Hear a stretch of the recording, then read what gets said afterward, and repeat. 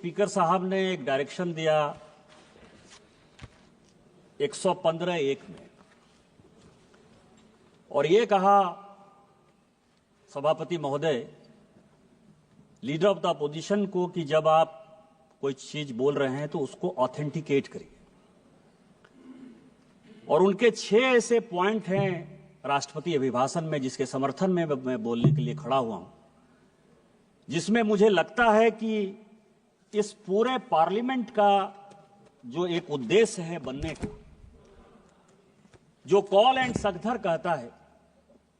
सगधर कहता है कि लीडर ऑफ द अपोजिशन वैसा होना चाहिए जिसको पार्लियामेंट्री स्किल के बारे में, रूल के बारे में, कंट्री के बारे में, देश के प्रधानमंत्री के बारे में, देश की स्वतंत्रता के बारे में, सॉवरेनिटी के बारे में पूरी जानकारी होनी चाहिए। और मैं बड़े ही दुखी मन से यह बात बोलने जा रहा हूं कि वर्षों बाद ये चौथा मेरा टर्म है।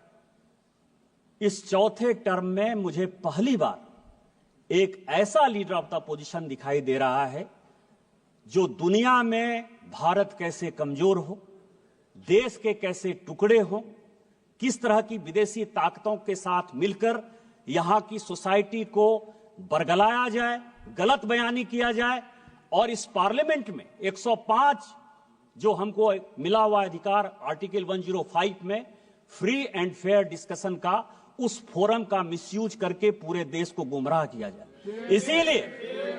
इसीलिए आपके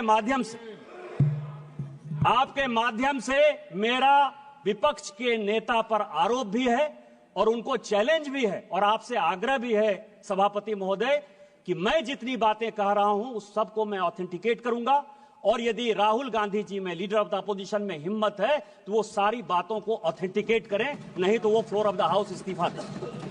सबसे पहला सवाल उन्होंने 6 ऐसे पॉइंट के, मैं 6 विषय पर जो है आपके सामने और पूरे देश को ये बताना चाहता हूं। सबसे पहले उन्होंने कहा कि this phone is not made in India, this phone is assembled in India, और ऐसे करके जो है उन्होंने फोन दिखाया सर, ये फोन ऐसे दिखाया सर। अब आप समझिए सर, अपने दिल से जानिए पराये दिल का हाल। कांग्रेस ने इस देश को किस तरह से विदेशियों के हाथ गिरवी रख दिया, ये मैं कहानी बताना चाहता हूं। ये मैं पेपर लेकर आया हूं सभापति महोदय। ये ITA 1 जब चिदंबरम इस देश के वित्त मंत्री थे, चिदंबरम जी इस देश के कॉमर्स मिनिस्टर थे, 96-97 में इंटरनेशनल टेलीकॉम एग्रीमेंट ITA 1, ये पूरे देश को जानने का सवाल है। ITA 1 में उस वक्त केवल 14 कंट्री सिग्नेटरी थे, पूरी दुनिया में 195 कंट्री है। चाइना उस सिग्नेटरी नहीं था, उसका पार्ट नहीं था। लेकिन इस देश को बेचने के लिए जो सॉफ्टवेयर, हार्डवेयर, इलेक्ट्रॉनिक्स, टॉयज, ये सब जो पूरी दुनिया में बनाते थे मैन्युफैक्चरर, यूरोपियन यूनियन के दबाव में इस सरकार ने और उस तत्कालीन वित्त मंत्री ने पैसे लेकर उस एग्रीमेंट को साइन कर लिया। और क्या साइन कर लिया ITA 1? कहा कि कोई भी कंपोनेंट आप लेकर आ जाओ, कोई भी कंपोनेंट हार्डवेयर का, इलेक्ट्रॉनिक का, टॉय का, कोई भी लेकर आ जाओ, 0% ड्यूटी लगेगी, 0% ड्यूटी। और जब आप वो एग्रीमेंट साइन कर लिए, धीरे धीरे करके सभी चीजों पर 0% ड्यूटी हो गई। टॉय पर हम नंबर 1 हुआ करते थे, खिलौने सभी चाइनीज आ गए। जो ये मोबाइल है, ये मोबाइल चाइनीज आ गया, इसके जो इक्विपमेंट है वो चाइनीज आ गए। आपने जब देश को बेच दिया, संजोग से ये पीयूष गोयल जी आ गए, कॉमर्स मिनिस्टर हैं, तो रोपा पेड़ बबूल का आम कहां से हो? आपने देश को बेच दिया, गिरवी रख दिया। 2014 के बाद जब इस देश में माननीय प्रधानमंत्री बने, उन्होंने कहा मेक इन इंडिया को आगे करेंगे, हमारे देश में मैन्युफैक्चरिंग सेक्टर आगे जाएगा। सारी टेलीकॉम कंपनियों को उन्होंने कहा आज तो असेंबलिंग हो रही है, और पीयूष गोयल जी मुझसे ज्यादा बोलेंगे कि 2015 में जब ITA 2 आया कि इसको साइन करना है, तो माननीय पीयूष गोयल जी ने जाकर, इस सरकार ने जाकर माननीय प्रधानमंत्री जी के आदेश पर ITA 2 का सदस्य आज तक हम नहीं बने। और यही कारण है कि हम आज इस मोबाइल के नंबर 1 मैन्युफैक्चरर है। आप ऑथेंटिकेट करो।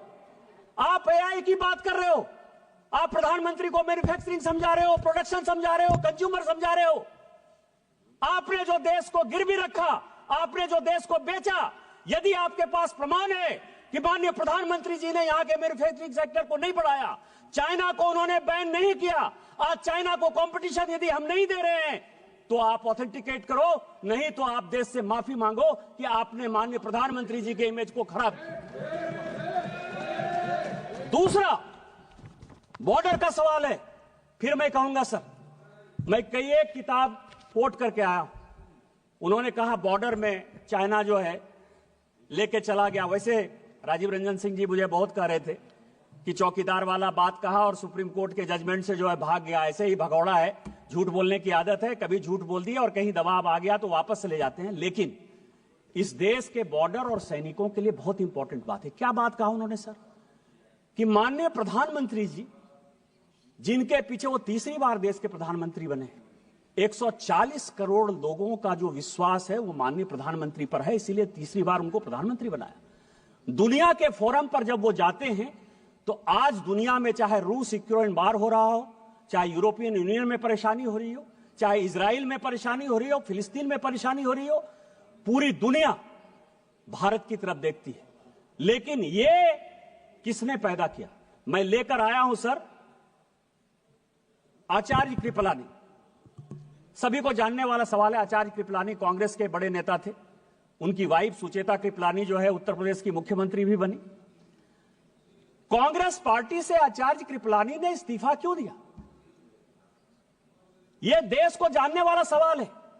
जब पंचशील के समझौते पर, हिंदी चीनी भाई भाई के नाम पर, जब नेहरू ने पंचशील एग्रीमेंट साइन करने का विचार किया तो आचार्य कृपलानी ने कांग्रेस में उनका विरोध किया। उन्होंने कहा आप देश को बेच रहे हो, आप तिब्बत को उसके साथ जाने के लिए मजबूर कर रहे हो, आप हमारे ऊपर एक दुश्मन को पैदा कर रहे हो और ये चलने वाला नहीं है और एक दिन चाइना हमारे ऊपर अटैक करेगा। इस गांधी परिवार ने नेहरू जी के नेतृत्व में आचार्य कृपलानी को ही कांग्रेस से बाहर कर दिया।